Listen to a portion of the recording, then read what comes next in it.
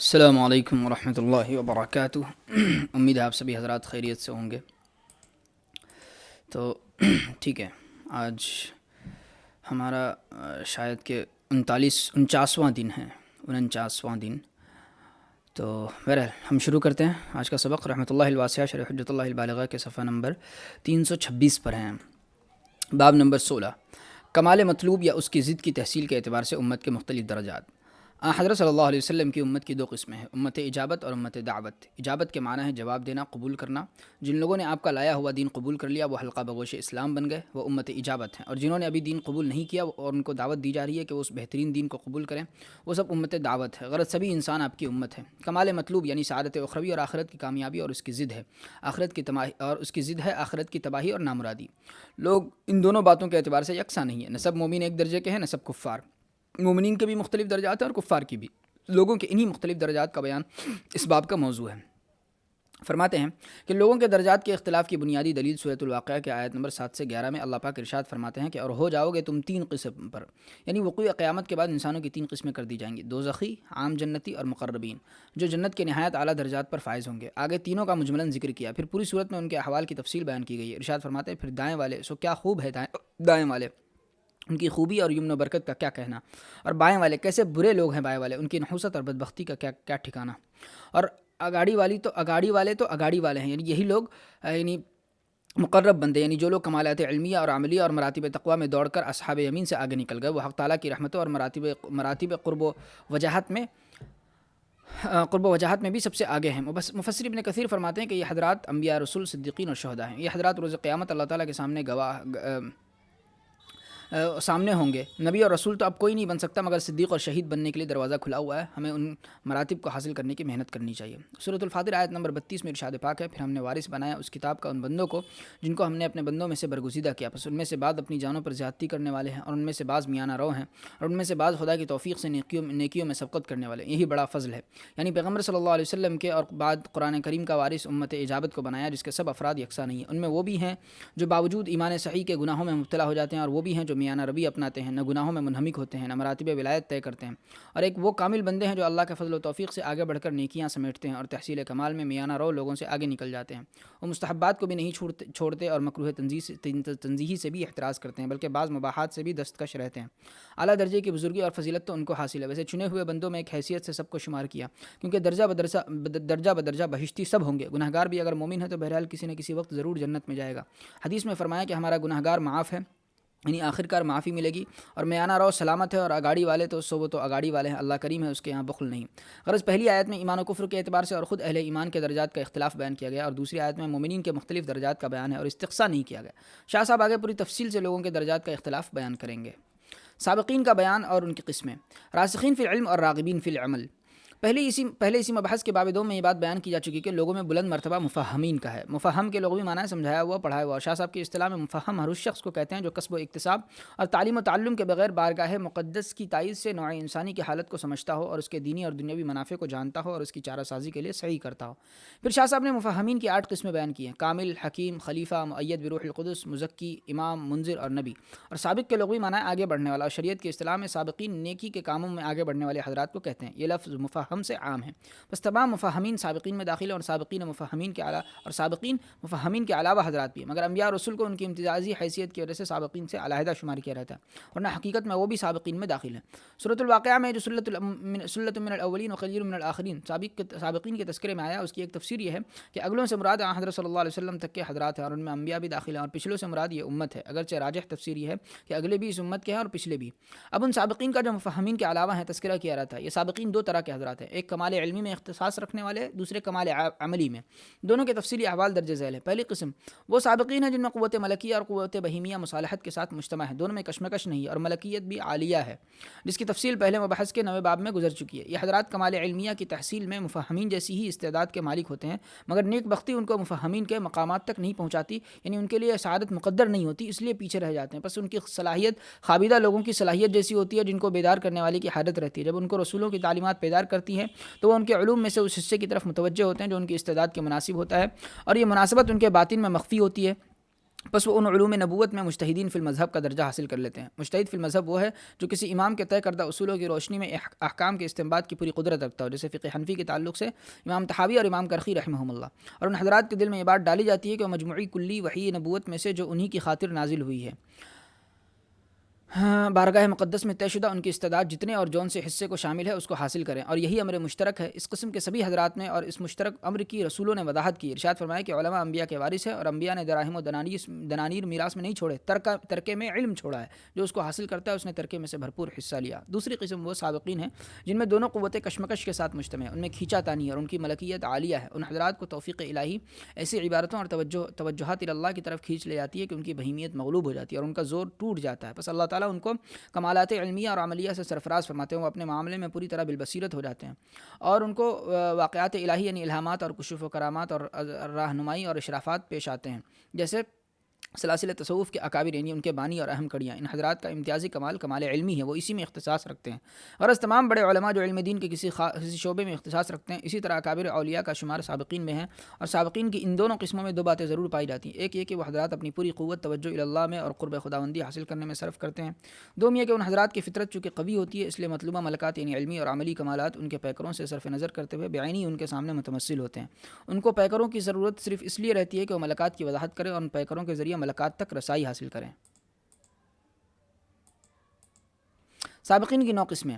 ذیل میں سابقین کی مثال کے طور پر 9 قسمیں ذکر کی جاتی ہیں۔ پہلی قسم مفردون، مفرد اور مفرد، تفرید سے اسم فاعل یا اسم مفعول ہے۔ فرد کے لغوی معنی ہے لوگوں سے جدا ہونا، فرد برأیہ کے معنی ہے رائے میں اکیلا ہونا۔ اصطلاح میں مفرد وہ شخص ہے جو غیب کی طرف متوجہ ہونے والا ہو، یعنی بکثرت اللہ تعالیٰ کو یاد کرتا ہو۔ مسلم شریف کی روایت میں ہے کہ غزوے سے لشکر مدینہ کی طرف مراجعت فرما تھا، جب مدینہ قریب آیا تو کچھ حضرات لشکر سے جدا ہو کر آگے چل دیے تاکہ رات سے پہلے گھر پہنچ جائے۔ حضرت صلی اللہ علیہ وسلم کا معمول مدینہ کے قریب معرس نامی مقام میں قیام کر کے صبح مدینہ میں داخل ہونے کا تھا۔ اس موقع پر آپ نے فرمایا کہ چلتے رہو، یہ جمدان پہاڑی ہے، یعنی اب مدینہ قریب ہے اور تنہا ہونے والے آگے نکل گئے۔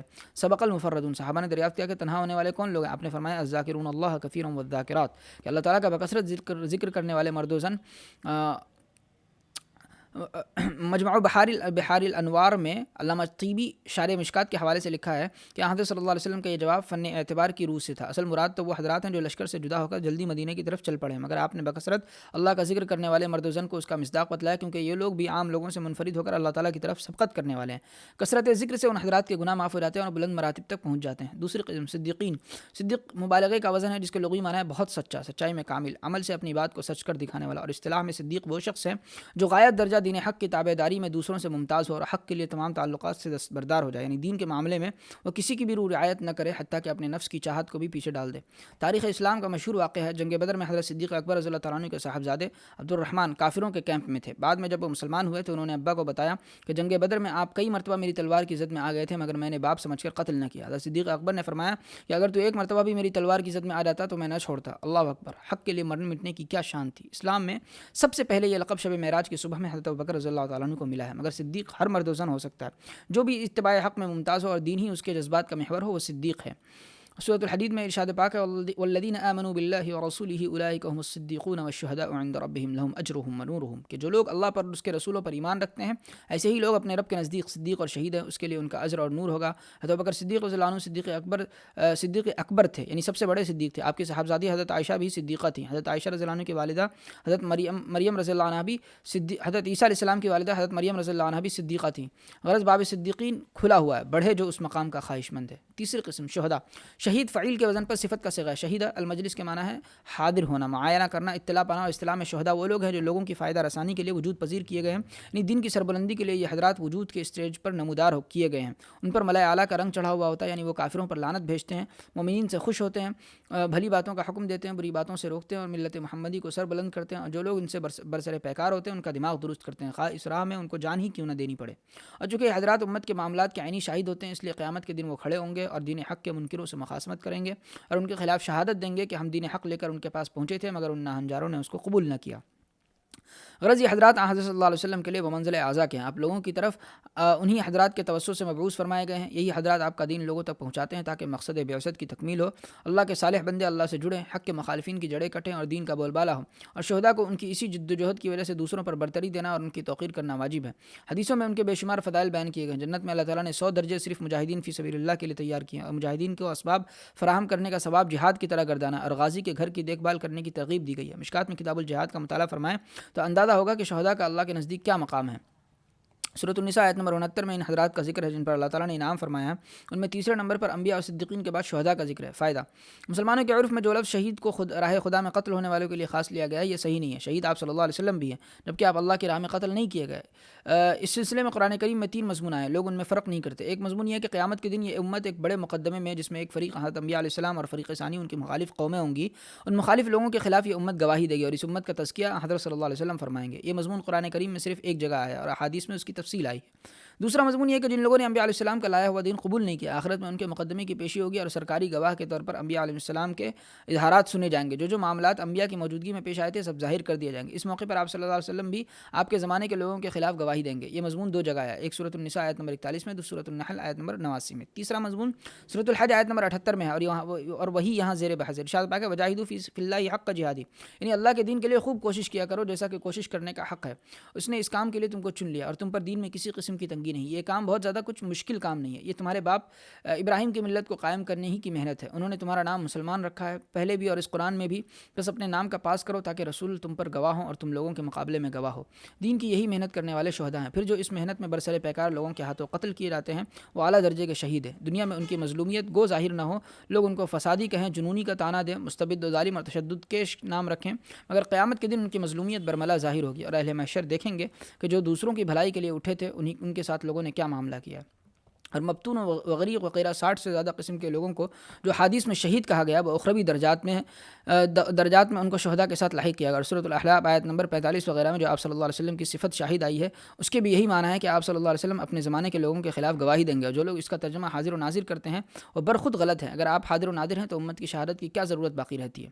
چوتھی قسم راسخین فی العلم، یعنی علم دین میں پختہ کار، یہ ذکاوت و ذہانت اور علم و فہم رکھنے والے حضرات ہیں۔ سورہ آل عمران آیت نمبر 7 میں ان کا تذکرہ ہے۔ جب یہ حضرت صلی اللہ علیہ وسلم کی بیان کردہ فرمودہ علم و حکمت کی باتیں سنتے ہیں تو چونکہ ان میں فطری استعداد ہوتی ہے، وہ کتاب و سنت کے کما حقوں سمجھنے میں ان کو کمک پہنچاتی ہے اور وہ رفتہ رفتہ ان کے علم میں جماؤ پیدا ہوتا ہے۔ حضرت علی رضی اللہ عنہ کے ایک ارشاد میں اس کی طرف اشارہ آیا ہے۔ ابو جحیفہ رحمۃ اللہ علیہ نے آپ سے دریافت کیا کہ آپ کے پاس کوئی نوشتہ ہے؟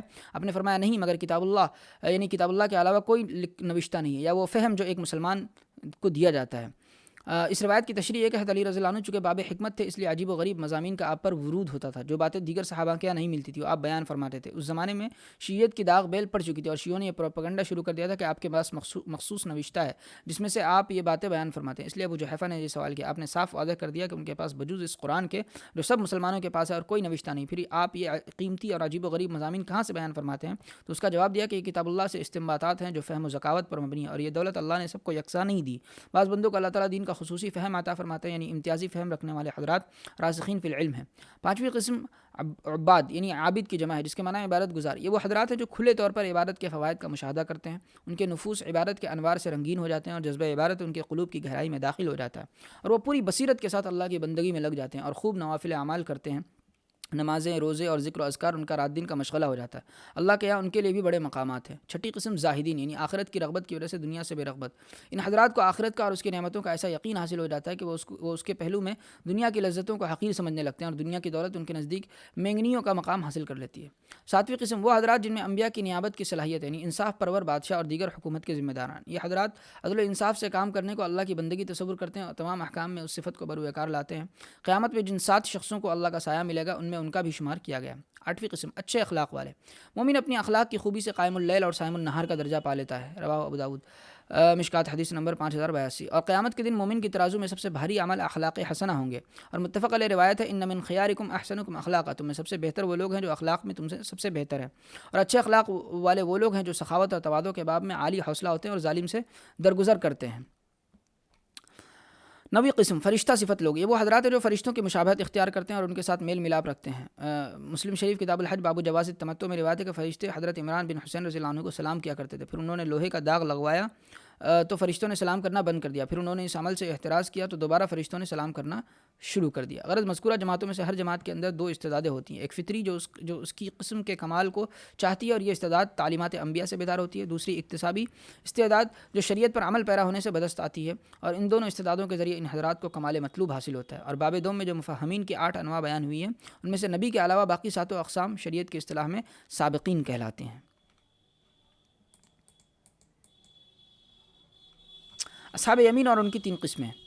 سابقین کے بعد اصحاب یمین کا درجہ۔ اصحاب یمین وہ لوگ ہیں جو قیامت کے دن عرش عظیم کی داہنی جانب ہوں گے، جیسا کہ سابقین سامنے ہوں گے، اور ان کا نام اعمال بھی داہنے ہاتھ میں دیا جائے گا، اور اخذ میثاق کے وقت ان کو آدم علیہ السلام کے داہنے پہلو سے نکالا گیا تھا۔ یہ لوگ بھی کئی طرح کے ہیں۔ اول وہ لوگ جن کے نفوس صلاحیت و استعداد میں سابقین کے لگ بھگ ہے، مگر ان کو اس چیز کی تکمیل کی توفیق نہیں ملی جس کے لیے وہ پیدا کیے گئے ہیں، یعنی قسمت ان کی یاوری نہیں کرتی، اس لیے وہ سابقین والا کمال حاصل نہیں کر پاتے، ان سے پیچھے رہ جاتے ہیں۔ وہ ملکات کے پیکرہائے محسوس پر اکتفا کرتے ہیں، ان کی ارواح تک نہیں پہنچتے، مگر وہ ارواح سے بالکل اجنبی بھی نہیں رہتے، ان میں سے کچھ نہ کچھ حصہ پاتے ہیں۔ دوم وہ لوگ جن میں ملکیت اور بہیمیت کشمکش کے ساتھ مجتمع ہوتی ہے۔ یہ لوگ اگر ان کی ملکیت ضعیف اور بہیمیت قوی ہوتی ہے اور ان کو سخت ریاضتوں کی توفیق مل جاتی ہے تو وہ ان میں ملائے سافل جیسی شان پیدا کر دیتی ہے۔ اگر ان کی بہیمیت بھی ضعیف ہوتی ہے تو اللہ کے ذکر پر فریفتہ ہوتے ہیں، تو ان پر جزوی الہامات یعنی کسی معاملے میں الہام ہوتا ہے اور کچھ بندگی اور پاکی کے آثار مترشح ہوتے ہیں۔ وہ لوگ جن میں ملکیت اور بہیمیت مصالحت کے ساتھ مجتمع ہوتی ہے اور ان کی ملکیت بہت ہی زیادہ کمزور ہوتی ہے، پس اگر ان کی بہیمیت قوی ہے اور وہ ریاضات شاقہ کو دانتوں سے مضبوط پکڑتے ہیں، یا ان کی بہیمیت ضعیف ہوتی ہے اور وہ پابندی سے ادا کرتے ہیں تو وہ بھی اصحاب یمین میں شمار ہوتے ہیں، مگر ان کو کشف و کرامات سے کوئی حصہ نہیں ملتا۔ البتہ اعمال اور ان کی ظاہری شکلیں جو ملکات حسنہ کے پیکرہائے محسوس ہیں ان کے نفوس کی جڑ میں داخل ہو جاتے ہیں، یعنی ان کے دل ان اعمال سے ضرور متاثر ہوتے ہیں۔ اخلاص تام مشکل ہو تو فروتر درجہ بھی قبول کر لیا جاتا ہے۔ بہت سے اصحاب یمین ایسے بھی ہوتے ہیں جو اخلاص تام پر قادر نہیں ہوتے۔ اخلاص کے معنی ہے عمل کو اللہ تعالیٰ کے لیے خالص کرنا، نام و نمود وغیرہ جذبات کے بغیر محض اللہ کی خوشنودی کے لیے کام کرنا، اور کامل درجے کا اخلاص یہ ہے کہ اللہ کی رضا جوئی کے علاوہ کوئی اور بات قطعاً پیش نظر نہ ہو۔ البتہ ثواب کی امید اخلاص کے منافی نہیں بلکہ وہ عین اخلاص ہے۔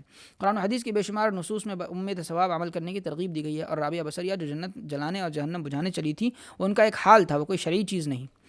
غرض جو لوگ کامل درجے کے اخلاص پر قادر نہیں، ان کے عمل کی قبولیت کے لیے اخلاص تام اور طبیعت و عادت کے تقاضوں سے بالکلیہ پاک ہونا شرط نہیں۔ مثلاً ایک شخص کسی مصیبت زدہ کو دیکھتا ہے اور اس پر ترس آتا ہے اور بامید ثواب اس کو خیرات دیتا ہے، یا قومی رواج کی وجہ سے یا مدرسے کی پابندی کی وجہ سے ایک شخص بامید ثواب نماز پڑھتا ہے تو یہ صدقہ اور نماز قبول کر لیے جاتے ہیں، اگرچہ کامل درجے کا اخلاص موجود نہیں ہے۔ پہلی صورت میں طبیعت کا اقتضاء اور دوسری صورت میں عرف و عادات کا لحاظ بھی خدا کی خوشنودی کے ساتھ مل گیا، تاہم یہ عبادتیں مقبول ہیں۔ اسی طرح جو لوگ اللہ سے اور لوگوں سے ڈر کر زنا اور شراب نوشی سے بچتے ہیں، یا معشوقہ کی گلی کا طواف نہیں کرتے، یا لغویات میں مال خرچ نہیں کرتے، ان کا یہ عمل بھی قبول کر لیا جاتا ہے، اگرچہ یہاں بھی اخلاص تام نہیں ہے۔ مگر اس قسم کے اعمال کی قبولیت کے لیے شرط یہ ہے کہ ان لوگوں کے قلوب خالص اخلاص سے ضعیف ہو گئے ہوں، یعنی کامل اخلاص ان کے بس کی بات نہ رہی ہو، اور وہ اعمال کی ذات ہی کو مضبوط پکڑیں، ان کو ملکات کی وضاحت کا ذریعہ سمجھ کر نہ کریں، اور اگر وہ ایسا خیال کر کے عمل کریں گے تو وہ اخلاص تام سے عاجز نہ سمجھے جائیں گے۔ متفق علیہ روایت ہے، الحیاء خیر کلہ، حیا کل کی کل خیر ہے۔ اس حدیث کا شان ورود یہ ہے کہ اسلام سے پہلے لوگوں میں جو دانش بندی کی باتیں مشہور تھیں ان میں یہ بات تھی کہ حیا کی 2 قسمیں، ایک خیر اور ایک ضعف۔ اگر با اختیار شخص حیا کرے تو وہ خیر، اور طبعی کمزوری کی وجہ سے کوئی کام نہ کرے اور حیا کی آڑ لے تو وہ کوئی اچھی بات نہیں۔ ایک انصاری صحابی اپنے بھائی کو یہی فلسفہ سمجھا رہے تھے، حضرت صلی اللہ علیہ وسلم نے ان کی بات سن کر فرمایا، رہنے دے، حیا کل کی کل خیر ہے، یعنی جو حیا طبعی کمزوری کا نتیجہ ہوتی ہے یا بدنامی کا اندیشہ سے ہوتی ہے وہ بھی اللہ کے یہاں مقبول ہے، اور وہ بھی صفت حمیدہ ہے۔ اس حدیث میں مذکورہ نقطہ واضح کیا گیا ہے۔ اصحاب یمین پر بھی کبھی کبھی ملکیت کی روشنی چمکتی ہے۔ عام اصحاب یمین پر بھی ملکیت کی بجلی کبھی کبھی کونتی ہے، اس لیے وہ ان کا ملکہ یعنی کیفیت راسخہ فی النفس تو نہیں بنتی، مگر وہ ملکے سے بالکل اجنبی بھی نہیں رہتے۔ روشنی چمکنے کی مثالیں درج ذیل ہے۔ نمبر 1، کبھی انسان استغفار میں لگ جاتا ہے اور نفس کو خوب ملامت کرتا ہے، یہ ملکیت کی چمک ہے۔ نمبر 2، کبھی آدمی تنہائی میں اللہ کا ذکر کرتا ہے اور زار و قطار رونے لگتا ہے، یہ بھی انوار ملکیت کے فیضان کا اثر ہے۔ نمبر 3، کبھی سادہ لوح آدمی فطری کمزوری کی وجہ سے کسی برائی سے کنارہ کش ہو جاتا ہے، یہ بھی ملکیت کا اثر ہے۔ نمبر 4، کبھی کسی عارضی سبب سے مزاج متغیر ہو جاتا ہے، مثلا درد شکم میں یا کسی اور مصیبت میں مبتلا ہوتا ہے تو زندگی کا حساب یاد آ جاتا ہے، یہ بھی ملکیت کی چمک ہے، اور ان بلاؤں سے بھی خطائیں معاف ہوتی ہے۔ اور حاصل کلام یہ ہے کہ اصحاب یمین کو سابقین کی 2 باتوں میں سے ایک تو نہیں ملی مگر دوسری حاصل ہے، یعنی ملکیت کے رسوخ سے تو وہ محروم ہیں مگر عارضی انوار سے وہ بہراور ہیں، پس میخانے کا محروم بھی محروم نہیں ہے۔ اصحاب الاعراف کا بیان۔ اعراف عرف کی جمع ہے. عرف ہر چیز کے اوپری حصے کو کہا جاتا ہے، جیسے عرف الدیک مرغ کی کلغی، عرف الفرس گھوڑے کی یال.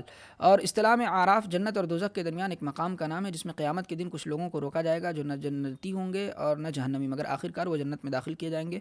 قرآن کریم میں ایک بڑی صورت بھی اس نام سے ہے. اس کی آیات 46 سے 49 میں اصحاب الاعراف کا تذکرہ آیا. فوائد عثمانی میں ہے کہ اصحاب اعراف کو اصحاب یمین کی ایک کمزور قسم سمجھنا چاہیے. جس طرح سابقین فی الحقیقت اصحاب یمین کی ایک قسم ہے جو اپنے اولو العزمیوں کی بدولت عام اصحاب یمین سے آگے نکل گئے ہیں، اس کے بالمقابل اصحاب اعراف گری ہوئی قسم ہے جو اپنی اعمال کی کثافت کی وجہ سے عام اصحاب یمین سے کچھ پیچھے رہ گئے ہیں. اصحاب اعراف کون لوگ ہیں؟ مفسر قرطبی نے اس سلسلے میں 10 قول نقل کیے ہیں، جن میں سے کچھ قریب ہیں اور کچھ بعید. عام مفسرین کے نزدیک راجح قول یہ ہے کہ اصحاب اعراف وہ لوگ ہیں جن کی حسنات اور سیئات بالکل مساوی ہوں. حضرت شاہ صاحب کے نزدیک اصحاب اعراف دو قسم کے لوگ ہیں، ایک آخرت کے اعتبار سے، دوسرے دنیا کے اعتبار سے. تفصیل درج ذیل ہے. پہلی قسم وہ لوگ ہیں جن کے مزاج درست ہیں، جن کی فطرت پاکیزہ اور ان کو دعوت اسلام نہیں پہنچی یا ایسے طریقے پر پہنچی ہے کہ حجت تام نہیں ہوئی اور شبہات زائل نہیں ہوئی، اور یہ لوگ اس حال میں پروان چڑھے کہ خسیس ملکات اور تباہ کن اعمال میں منہمک نہیں ہوئے. نہ وہ بارگاہ حق کی طرف متوجہ تھے، نہ نفیاً نہ اثباتاً، بلکہ وہ باری تعالیٰ سے بالکل بے خبر تھے. ان کے شب و روز مرافق دنیا میں گزرتے رہے. یہ لوگ جب مرتے ہیں تو ایک اندھی حالت کی طرف لوٹتے ہیں، نہ ان کو عذاب ہوتا ہے نہ ثواب ملتا ہے، مگر جب ایک عرصہ گزر جاتا ہے اور ان کی بہیمیت ٹوٹ جاتی ہے تو ان پر ملکیت کے کچھ انوار پڑتے ہیں اور وہ آخرکار جنت مکی ہو جاتے ہیں. دوسری قسم وہ لوگ جو ناقص العقل ہیں، جیسے اکثر بچے عقل سے کورے، کسان، مزدور پیشہ لوگ، غلام باندی اور بہت سے وہ لوگ جن کو خیال کیا رہتا ہے کہ وہ ٹھیک ہیں، کچھ برے نہیں، لیکن اگر ان کے قلوب رواج سے منقح یعنی پاک کر لیا جائے تو وہ محض بے عقل رہ جاتے ہیں. یہ عقل مندوں اور پاگلوں کے بیچ کے لوگ ہیں. ان سے ایمان کا مطالبہ درجہ اجمال میں کیا جاتا ہے، جیسا کہ آپ صلی اللہ علیہ وسلم نے ایک سیاہ فام باندی سے پوچھا تھا کہ اللہ کہاں ہے؟ اس نے آسمان کی طرف اشارہ کیا تو اسے مومن قرار دیا. اس قسم کے لوگوں سے دنیا میں صرف یہ مطلوب ہے کہ وہ مسلمانوں کے زمرے میں شامل رہیں تاکہ مسلمانوں کا کلمہ متفرق نہ ہو، یعنی ان کی اجتماعیت پارا پارا نہ ہو. ملحوظہ: البتہ وہ لوگ جو اس حال میں پروان چڑھے کہ وہ رذائل میں منہمک تھے اور بارگاہ حق کی طرف اس طرح متوجہ تھے جو ان کے شایان شان نہیں، یعنی شرک کی دلدل میں پھنسے ہوئے تھے، وہ اصحاب اعراف نہیں ہیں، نہ دنیا کے اعتبار سے نہ آخرت کے اعتبار سے، بلکہ وہ اصحاب جاہلیت ہیں اور ان کا شمار کفار میں ہے، جیسا کہ باب کے آخر میں آ رہا ہے. ان لوگوں کو آخرت میں طرح طرح کی سزا دی جائے گی. ٹھیک ہے. عملی منافقین کا بیان. منافق نفاق سے اسم فاعل ہے اور نفاق باب مفعلہ کا مصدر، اور نفق کے معنی ہے مادے میں دو معنی ہے: خرچ ہو جانا یعنی کسی چیز کا ختم ہو جانا، اور کسی چیز کو چھپانا. بس جو بات دل میں ہے اس کے خلاف عملی مظاہرہ کرنے کا نام نفاق ہے. پس اگر دل میں کفر چھپا رکھا ہے اور جوارح سے انقیاد کا اظہار کرتا ہے تو اس کا نام نفاق اعتقادی ہے، اور اس کے برعکس صورت یعنی دل میں تصدیق ہو مگر جوارح سے عمل اس کے خلاف ہو تو اس کا نام نفاق عملی ہے. اعتقادی منافق کافر ہے، بلکہ کافر سے بدتر ہے کیونکہ وہ مارے آستین ہے، آستین کا سانپ ہے. اس کا تذکرہ باب کے آخر میں کفار کے ذیل میں آئے گا. اور عملی منافق مسلمان ہے، یہاں اس کا تذکرہ مقصود ہے. عملی منافق کے بارے میں جو یہ خیال لوگوں کے دلوں میں بیٹھ گیا کہ وہ بس وہی ہے جو بات میں جھوٹ بولے، عہد شکنی کرے اور جھگڑے تو گالیاں بکے، یہ خیال درست نہیں. یہ بے شک یہ برائیاں نفاق ہے، مگر جو ان سے بڑے گناہ ہیں وہ بدرجہ اولا نفاق ہے. شاہ صاحب نے الفوز الکبیر میں نفاق کے موضوع پر سیر حاصل گفتگو کی ہے. یہاں مختصر کلام کی ارشاد فرماتے ہیں کہ اصحاب اعراف کے بعد عملی منافقین وہ کئی طرح کے لوگ ہیں. پہلی قسم وہ لوگ ہیں جن کو نیک بختی نے اس کمال تک نہیں پہنچایا جس کی تحصیل مطلوب ہے. کچھ تو وہ کمال حاصل کیا مگر کما حق کو حاصل نہیں کیا، یعنی وہ مومن تو ہے مگر ان کی زندگیاں دین کی سچی تصویر نہیں ہے. وہ ایماندار تو ہے مگر اس کے تقاضوں کے خلاف زندگیاں گزارتے ہیں، اور اس کی وجوہ مثال کے طور پر درج ذیل ہے. نمبر 1، آدمی نفس پر غلبہ پا لیتا ہے، اس لیے وہ رذائل میں پھنس جاتا ہے، کھانے پینے کی حرص میں مبتلا ہو جاتا ہے، عورتوں کے ساتھ رنگرلیاں منانے کا چسکا پڑ جاتا ہے، لوگوں سے کینہ کپٹ رکھتا ہے. یہ لوگ جو تھوڑی بہت عبادت کرتے ہیں وہ ان کے گناہوں کا بوجھ ہلکا نہیں کرتی. وہ بے جان عبادتیں ہوتی ہیں یا بڑے گناہوں کو دھو نہیں سکتی. نمبر 2، آدمی پر روایات کا پردہ پڑ جاتا ہے، اس لیے وہ جاہلی رسموں کو چھوڑنے کی ہمت نہیں کر پاتا. شادی بیاہ کی ہندوانہ رسموں میں جو مسلمان پھنسے ہوئے ہیں اس کی وجہ یہی ہے. اسی طرح کبھی موقع آتا ہے ہجرت کرنے کا، دین کے لیے سب کچھ چھوڑنے کا، اس وقت بھی یہ لوگ برادروں اور وطن کو چھوڑنے کی ہمت نہیں کر پاتے. اعزاء اور خاک وطن دامنگیر ہوتی ہے. نمبر 3، آدمی بدعقیدگی کے دلدل میں پھنس جاتا ہے، وہ کسی اعتقادی گمراہی میں مبتلا ہو جاتا ہے تو بھی تحصیل کمال کی راہ جو ہے بند ہو جاتی ہے. جیسے فرقہ مشبہہ، حشویہ اور بعض غیر مقلدین اللہ تعالیٰ کو مخلوق کے مشابہ قرار دیتے ہیں اور اسی کو توحید خالص سمجھتے ہیں. یا جیسے رضا خانی، اللہ کی مخلوقات کو اللہ کے ساتھ شریک ٹھہراتے ہیں عبادت کے طور پر، کہ ان کے قبور کو سجدہ کرتے ہیں، ان کے گرد طواف کرتے ہیں، ان کے نام کی منتیں مانتے ہیں، جبکہ منت ماننا عبادت ہے. اور مدد کرنے کے طور پر بھی ہر وقت یا غوث المدد کا نعرہ ان کی زبانوں پر رہتا ہے. حالانکہ غیر اللہ سے امور غیر عادیہ میں استعانت شرک خفی ہے، مگر وہ یہ گمان کرتے ہیں کہ شرک ممنوع کوئی اور چیز ہے اور ان کی یہ ناروا حرکت توحید کے دائرے سے باہر نہیں ہے. یہاں یہ بات یاد رکھنی چاہیے کہ بدعقیدگی اور گمراہی کے دائرے میں وہ چیزیں آتی ہیں جن کی حرمت منصوص نہیں ہے، اور جن چیزوں کی گمراہی ہونے پر سے پردہ نہیں اٹھایا گیا، جیسے قبروں پر پھول چڑھانے کا معاملہ، اور جو باتیں پوری صراحت کے ساتھ ممنوع قرار دی گئی ہیں ان کا ارتکاب گمراہی نہیں کفر ہے. نوٹ: ان تینوں حجابات کی تفصیل مباحث رابع کے باب ششم میں گزر چکی ہے۔ دوسری قسم، کچھ لوگوں کا ایمان کمزور ہوتا ہے، وہ بدعمالیوں میں مبتلا ہوتے ہیں، وہ بے حیا اور بدفہم ہوتے ہیں، اور اللہ رسول کی محبت بھی گناہوں سے روکنے میں کارگر نہیں ہوتی۔ جیسے بخاری شریف میں حضرت عمر رضی اللہ عنہ سے یہ واقعہ مروی ہے کہ ایک صاحب جن کا نام عبداللہ اور لقب حمار گدھا تھا، جن پر شراب پینے کی وجہ سے حد جاری کی جا چکی تھی، وہ دوبارہ اسی معاملے میں پکڑ کر لائے گئے اور آپ کے حکم سے ان کو حد ماری گئی۔ اس موقع پر ایک شخص نے کہا، الہی اس پر لعنت ہو، یہ شخص کتنی بار پکڑ کر لایا جاتا ہے؟ آپ نے فرمایا، اس پر لعنت نہ بھیجو، بخدا میں یہی بات جانتا ہوں کہ یہ اللہ اور اس کے رسول سے محبت کرتا ہے۔ ٹھیک ہے، اب ہم اگلی کتاب کی طرف بڑھتے ہیں، روایات فلسفہ، جس کے صفحہ نمبر 185 پر ہیں۔ ٹھیک ہے، مجھے اپنی کہاں گیا سارتر بڑا جامع حیثیات ہے۔ ایک نامور فلسفی ہونے کے علاوہ وہ ایک بلند پایا تفصیل نگار، ناول نویس، نقاد اور سیاسی مبصر بھی ہے۔ اس کے فلسفے اور ادب میں گہرا تعلق ہے اور اس کی تمثیلوں اور ناولوں میں جا بجا اس کے فلسفیانہ افکار کی جھلکیاں دکھائی دیتی ہیں۔ ذیل میں ہم اس کی بعض معروف تصانیف کا ذکر کریں گے۔ سارتر کا پہلا ناول ناسیہ 1938 میں شائع ہوا تھا۔ انگریزی میں اس کا ترجمہ اینٹونین روکوینٹین کا روزنامچہ کے عنوان سے کیا گیا۔ اس ناول کا مرکزی کردار روکوینٹین ایک اہل قلم ہے جو دنیا کی لغویت میں معنی تلاش کرنے کی کوشش کرتا ہے۔ وہ دیکھتا ہے کہ میں چاروں طرف سے جن اشیاء اور اشخاص میں گھرا ہوں اور وہ سراسر لغو ہیں۔ ایک نگار خانے میں وہ بورزوا چہروں کا مشاہدہ کرتا ہے تو لغویت کا یہ احساس اور بھی گہرا ہو جاتا ہے اور وہ سوچنے لگتا ہے کہ اس لغویت میں معنی کیسے پیدا کیا جائے۔ آخر وہ نتیجہ اخذ کرتا ہے کہ اس مقصد کے لیے وہ کچھ نہ کچھ تخلیق کرے، مثلا ایک ناول لکھے۔ اس تخلیق سے وہ مکلف ہو جائے گا، جس کا مطلب وابستگی ہوگی۔ یہی وابستگی اس کی ذاتی نجات کا باعث بن جائے گی۔ ایک دن اس کا گزر ایک باغ کی طرف ہوتا ہے، وہ ایک درخت کی جڑ میں گھورتا ہے تو یہ احساس دوبارہ اسے ستانے لگتا ہے کہ تمام بے جان اور ذی حیات اس کی اپنی ذات سمیت محض لغو اور بے مصرف ہے۔ اس سے وہ امتلا محسوس کرتا ہے۔ لغویت نہ آواز تھی نہ خیال جو میرے ذہن میں ابھرتا، یہ ایک لمبا چوبی مردہ سانپ تھا جو میرے پاؤں میں کنڈلی مارے بیٹھا تھا۔ سانپ یا پنجہ یا جڑ بات ایک ہی تھی۔ میں جان گیا کہ مجھے اپنی موجودگی کا، اپنے امتلا کا سراغ اپنی ہی زندگی میں مل گیا تھا اور اس وقت سے جو بات بھی سمجھ پایا ہوں اس کی جڑ بھی لغویت ہے۔ ظاہر ہے کہ روکوینٹین کے پردے میں خود سارتر ہی کی ذات دکھائی دیتی ہے اور وہ فن و ادب کے وسیلے میں لغویت میں معنی پیدا کر کے اپنی ذہنی و قلبی نجات کا طالب ہے۔ یاد رہے کہ لغویت کا یہ احساس فرانسیسی ملحدانہ موجودیت کی ایک نمایاں خصوصیت ہے۔ کامیوں سیسیفیس کے اسطور میں کہتا ہے کہ اوراق آئندہ میں اس لغویت کا ذکر آئے گا جو ہماری دنیا پر مسلط ہے۔ آزادی کی راہیں کو سارتر کا شاہکار سمجھا جاتا ہے۔ یہ ناول کئی جلدوں میں مختلف عنوانات کے تحت شائع ہوا ہے۔ اس کا مرکزی کردار پروفیسر میتھیو ہے جس کی داشتہ مارسیل حاملہ ہو گئی ہے۔ میتھیو اسقاط حمل کے لیے روپیہ فراہم کرنے کی کوشش کر رہا ہے۔ یہ روپیہ اسے اپنے ایک مداح بورس سے مل جاتا ہے جو یہ رقم اپنی داشتہ سے چراتا ہے۔ میتھیو کا ایک دوست ڈینیل جو سدومی ہے مارسیل سے شادی کر کے اس کے حرامی بچے کا باپ بننے کی پیشکش کرتا ہے۔ ناول کا ایک اور کردار برونٹ نامی ایک کمیونسٹ ہے جو طبقاتی انصاف کے حصول کے لیے جدوجہد کر رہا ہے۔ آخر اسے گرفتار کر لیا جاتا ہے۔ قیدیوں کی ذوب حالی کا سارتر نے استادانہ چابک دستی سے نقشہ کھینچا ہے اور ان کی مظلومیت کو اجاگر کیا ہے۔ ناول کا آغاز اس زمانے سے ہوتا ہے جب یورپ پر نازی حملے کا خوف مسلط تھا۔ اس میں جنگ اور مقاومت کے حالات بھی بیان کیے گئے ہیں۔ آخر میتھیو جرمن سپاہیوں کے خلاف لڑنے والے ایک دستے میں شامل ہو جاتا ہے اور لڑتا ہوا مارا جاتا ہے۔ سارتر کے مخصوص افسانوں میں دیوار اس کی بہترین کہانی ہے۔ اس کا موضوع بھی تحریک مقاومت سے لیا گیا ہے۔ جرمن فوجی فرانسیسی محبان وطن کے قائد کی جستجو میں سرگرداں ہیں۔ اس دستے کے کچھ افراد پکڑے جاتے ہیں۔ ان میں سے ایک قیدی سے کہا جاتا ہے کہ تم اپنے قائد کی پناہ گاہ کا پتہ بتا دو ورنہ صبح سویرے تمہیں گولی سے اڑا دیا جائے گا۔ اس رات اس شخص کے ذہن و قلب پر عجیب عالم گزر جاتے ہیں جن کی تفصیل نگاری میں سارتر کا فن عروج پر دکھائی دیتا ہے۔ صبح سویرے جب اس قیدی کو جرمن افسر کے سامنے پیش کیا جاتا ہے تو وہ جھوٹ موٹ کہہ دیتا ہے کہ ہمارا قائد فلاں جگہ چھپا بیٹھا ہے۔ سپاہیوں کی دوڑ جاتی ہے تو قائد واقعتاً اسی جگہ ملتا ہے اور پکڑا جاتا ہے۔ سارتر کی تمثیلوں میں نواگزٹ، فلائز اور آلتونا خاص طور سے قابل ذکر ہے۔ نواگزٹ میں 3 برائیوں بزدلی، عورت کی ہمجنسی محبت اور بچہ کشی کی طرف توجہ دلائی گئی ہے اور اس ربط و تعلق کو موضوع بنایا گیا جو ایک شخص اپنی زندگی میں دوسرے لوگوں سے پیدا کرتا ہے۔ اس کے 3 کرداروں پر جو دوزخ میں مقید ہیں یہ انکشاف ہوتا ہے کہ دوسرے لوگ اور ان کی صحبت ہی اصل دوزخ ہے۔ فلسفیانہ پہلو سے اس میں سارتر نے یہ نظریہ پیش کیا کہ ایک شخص کسی بھی دوسرے شخص سے ذہنی اور قلبی رشتہ قائم نہیں کر سکتا۔ دوسرے الفاظ میں موجودیاتی موضوع لازماً تنہائی کا شکار ہو جاتا ہے اور تنہائی کی حالت میں اسے اپنے لیے راہ عمل منتخب کرنا پڑتی ہے، پھر اس عمل کے نتائج کو پوری ذمہ داری کے ساتھ قبول کرنا پڑتا ہے۔ فلائز کا مرکزی خیال بھی اس سے ملتا جلتا ہے۔ یہ تمثیل 1944 میں کھیلی گئی تھی جب فرانس پر جرمنوں کا تسلط تھا۔ اس میں ایک قدیم یونانی موضوع کو نئے انداز میں پیش کیا گیا۔ قصہ یہ ہے کہ آگمیمنون اس فوج کا سالار تھا جسے ہیلن کی بازیابی کے لیے ٹرائے بھیجا گیا تھا۔ آگمیمنون کی عدم موجودگی میں اس کی ملکہ کلیٹمنسٹرا نے ایک شخص ایجستھس سے تعلق استوار کر لیا۔ جب آگمیمنون جنگ سے لوٹا تو دونوں نے سازش کر کے اسے قتل کر دیا اور ایجستھس بادشاہ بن بیٹھا۔ آگمیمنون کی بیٹی الیکٹرا کو باپ کے قتل کا بڑا غم تھا، وہ ماں سے بدلہ لینے کا منصوبہ بنانے لگی۔ سارتر نے اس قصے کو موجودیاتی رنگ دیا۔ وہ کہتا ہے کہ آگمیمنون کے قتل عام سے عام شہری اجتماعی احساس جرم میں مبتلا ہو گئے تھے۔ اگلمینون کا لڑکا اورسٹس آیا اور اس نے اپنی ماں اور ان کے عاشق دونوں کو قتل کر دیا. خداوند خدا جوپیٹر نمودار ہوا. الیکٹرا خوف اور پشیمانی سے کانپنے لگی اور خداوند کے قدموں میں گر کر عفو کی طالب ہوئی. سارتر کی الیکٹرا یونانی قصے کی بے باک اور نڈر لڑکی نہیں ہے. اورسٹس نے دلیرانہ اپنی ذمہ داری تسلیم کر لی اور سارتر کے مفہوم میں کامل آزادی سے ہمکنار ہو گیا. جوپیٹر: میں نے تمہیں آزادی اس لیے دی تھی کہ تم میری عبادت کرو. اورسٹس: ایسا ہی ہوگا لیکن یہ آزادی تیرے ہی خلاف ہو گئی. جب اورسٹس نے کہا کہ میں نے قتل کر کے کوئی برا کام نہیں کیا تو جوپیٹر خنا ہو گیا.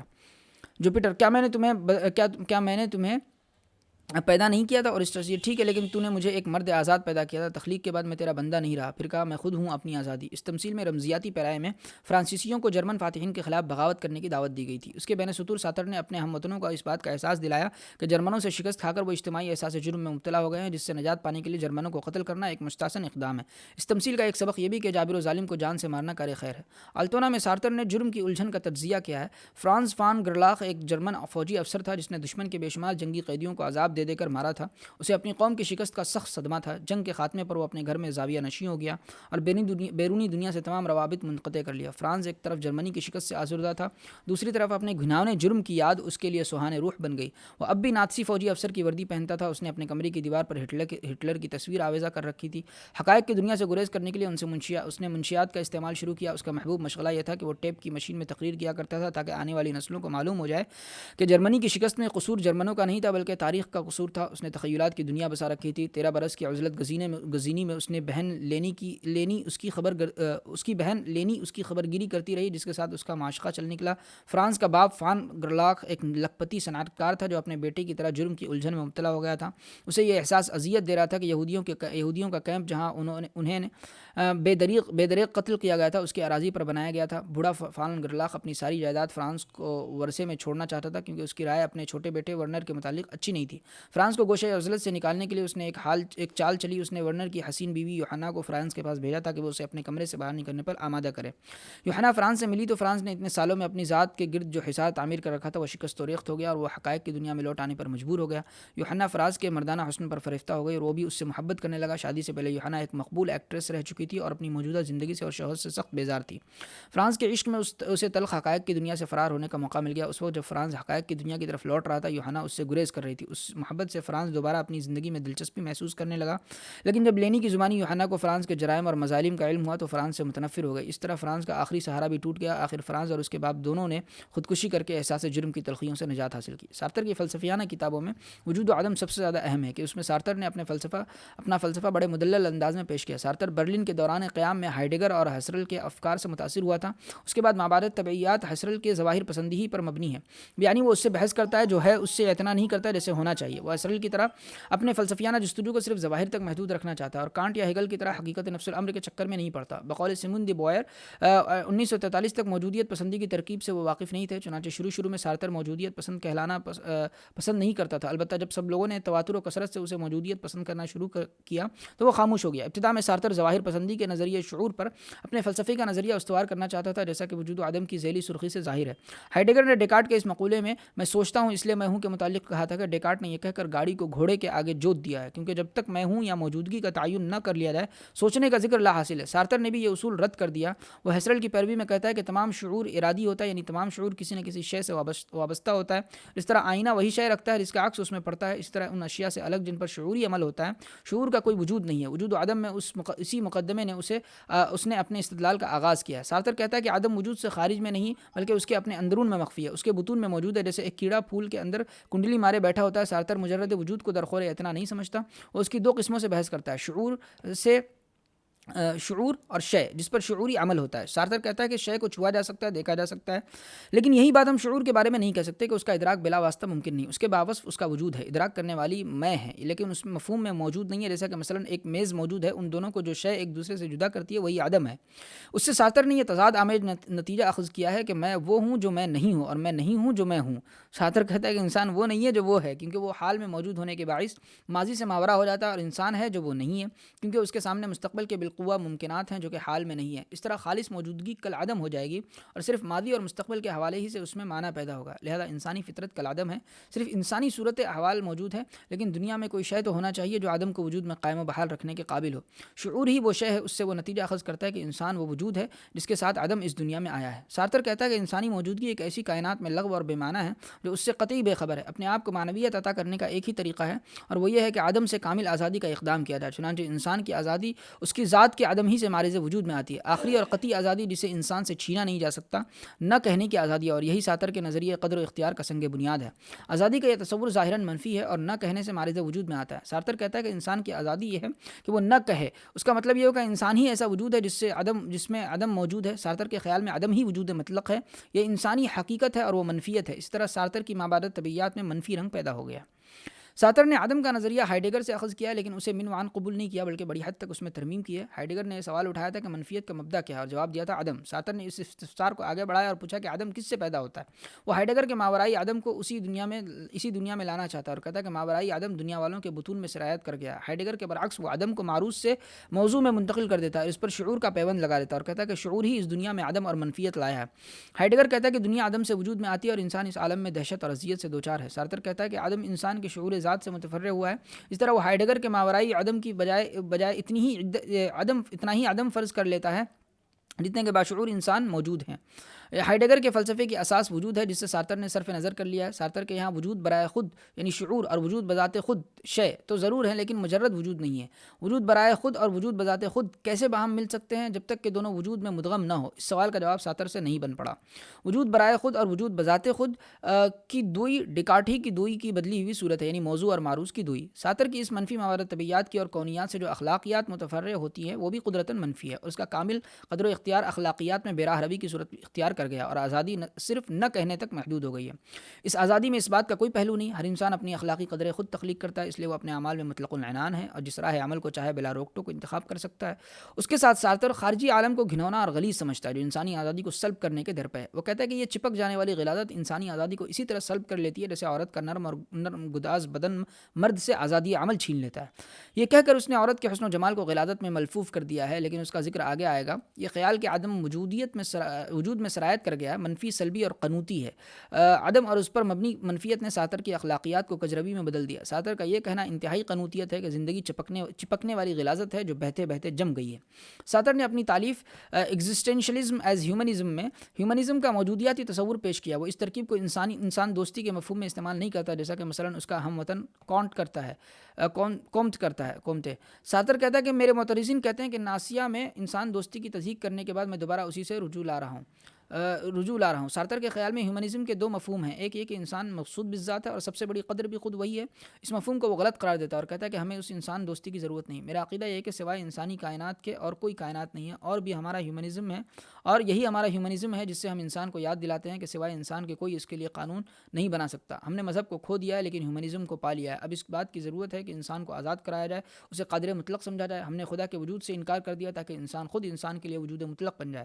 سارتر کے نئے مفہوم کی روح سے اس کے ہیومنزم کا ترجمہ انسان پسندی ہوگا، انسان دوستی نہیں، بلکہ میرے خیال میں یہ انسان پرستی ہوگا۔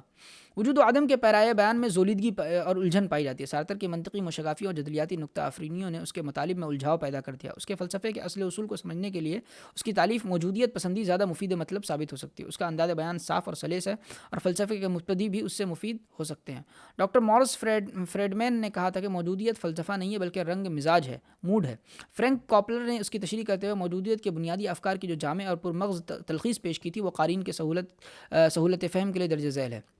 انسان ایک بے معنی کائنات میں آتا ہے اور اپنے پراسرار شعور کے طفیل جسے سارتر نے عدم سے تعبیر کیا ہے اس کائنات کو رہنے کے قابل بنا لیتا ہے۔ اس کی موجودیاتی انتخاب ہی سے اس دنیا میں معنی اور قدریں پیدا ہوتی ہیں۔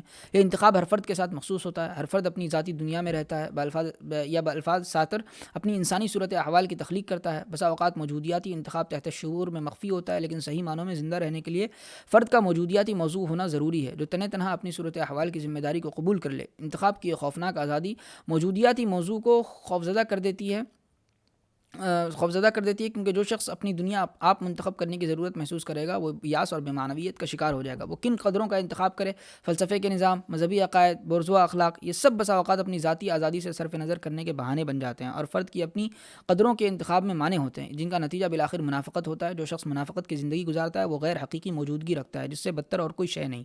اس حالت زبوں سے چھٹکارا پانا سارتر کے خیال میں وابستگی ہی سے ممکن ہو سکتا ہے، جس کا مطلب یہ ہے کہ انسانی احوال میں مثبت کردار ادا کرنے کے لیے آدمی پوری آزادی اور استقلال سے اپنے آپ کو مکلف کرے۔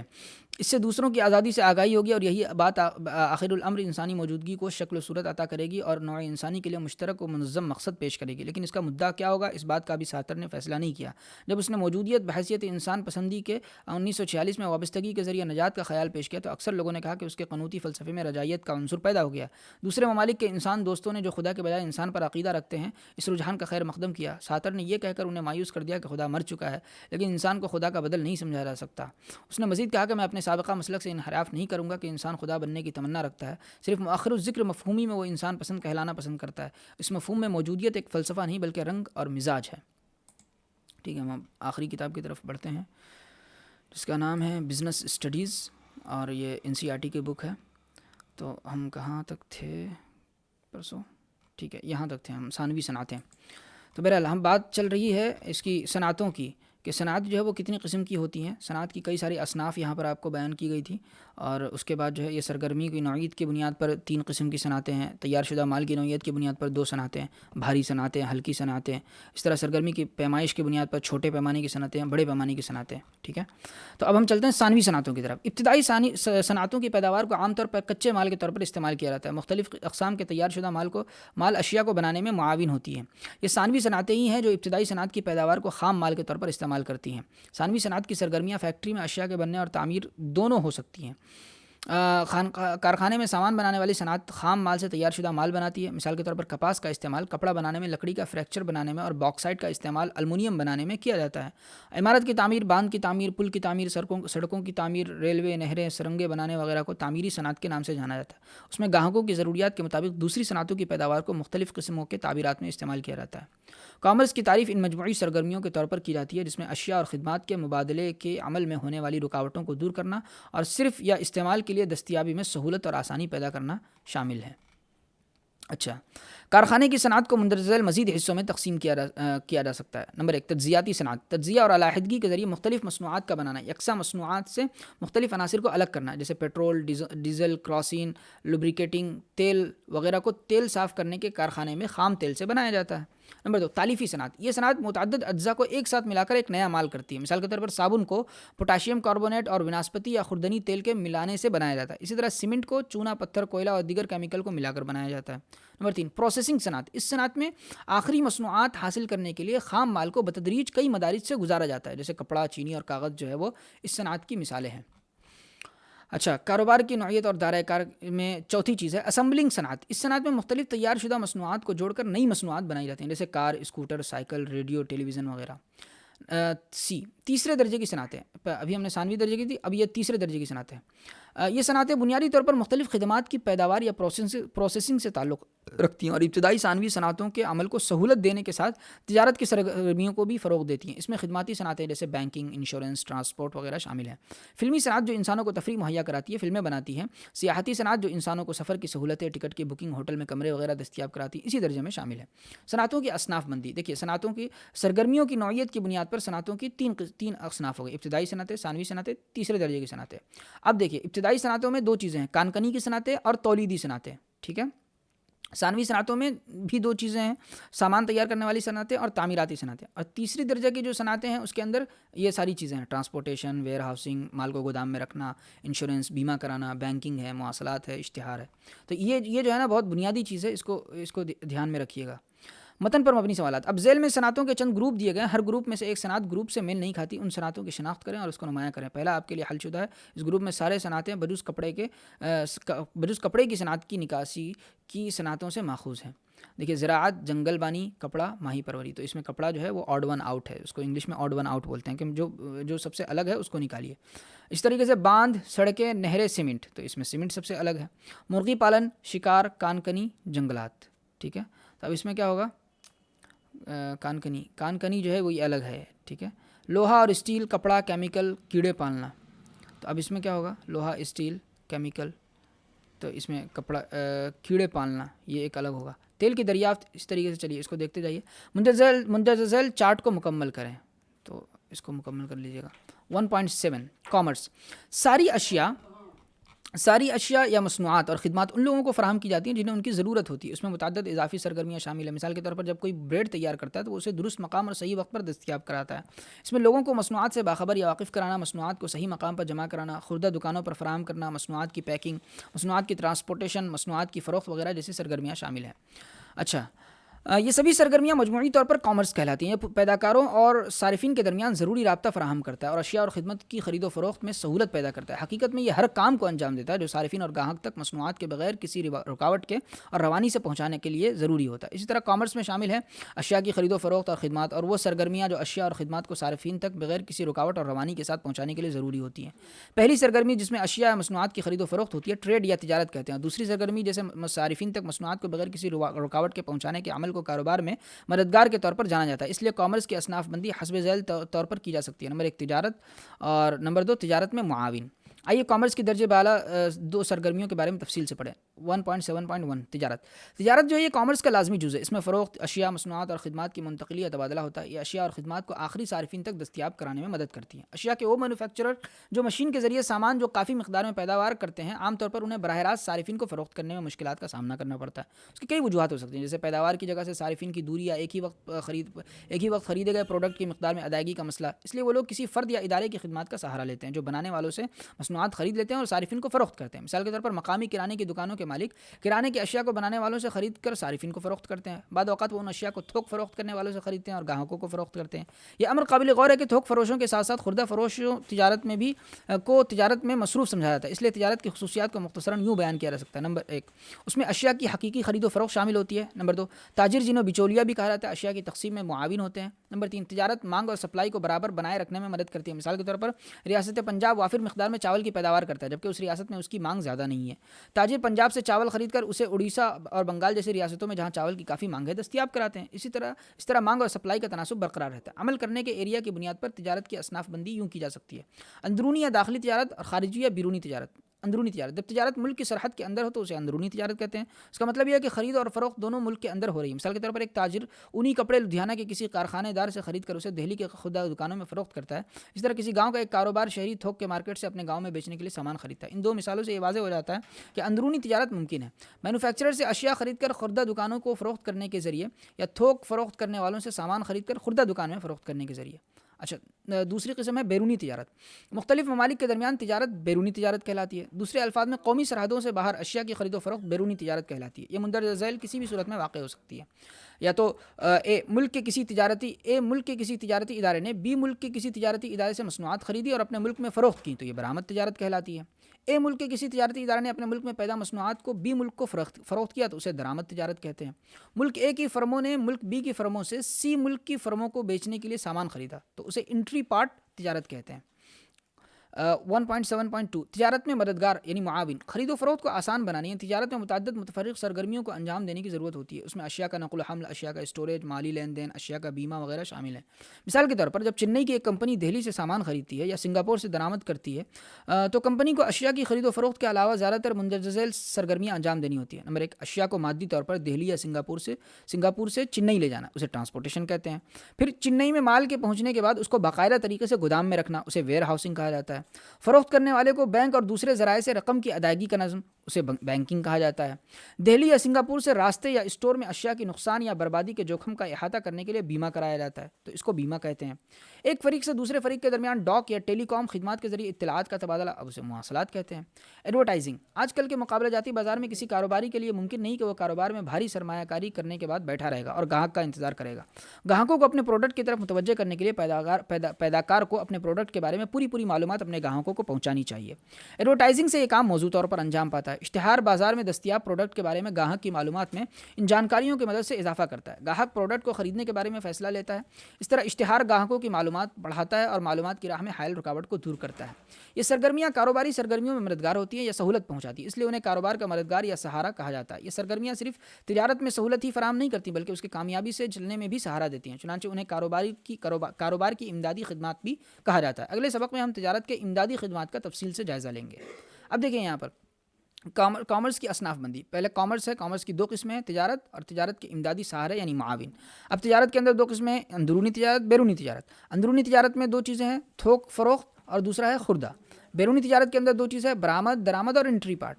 اب تجارت کے امدادی سہارے جو ہیں تو اس میں یہ دیکھیے ساری مثالیں ہیں، نقل و حمل ہے، گودام کاری ہے، انشورنس ہے، بینکنگ ہے، مواصلات ہے، اشتہار ہے، ٹھیک ہے۔